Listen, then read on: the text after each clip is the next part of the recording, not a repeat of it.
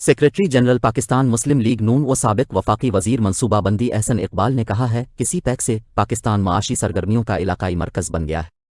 Belt and road अनीशी E2BRI के समरात से मुताल्लिक मौजू पर मुनक़दा सेमिनार से खिताब करते हुए एहसन इकबाल का कहना था कि बेल्ट एंड रोड मनसूबा पाकिस्तान के लिए लाइफ लाइन बन चुका है। चीनी सदर शी जिनपिंग का तसव्वुर दुनिया के बैन अल-अक़वामी ताल्लुकात में बड़ी तब्दीली लाया है। सरहदों की कैद से मावरा विजन लोगों को इंफ्रास्ट्रक्चर के जाल के जरिए जोड़ रहा है।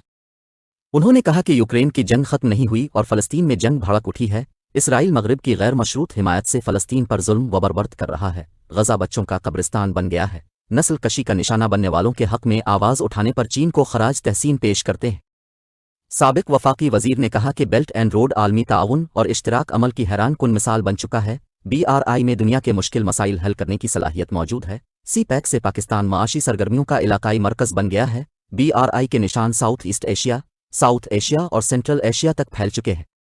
रहनुमा नून लीग का मजीद कहना था कि एशिया, यूरोप और अफ्रीका को जोड़ने का जरिया ये मंसूबा आलमी मईशत के लिए निहायत अहम है। सियासी जमातें अवाम के लिए फैसला साजी करती हैं। सियासी जमातों में ताउन मुस्तकबिल की सूरतगिरी में निहायत अहम है। दुनिया को आज सबसे बढ़कर ताउन की राह अपनाने की ज़रूरत है।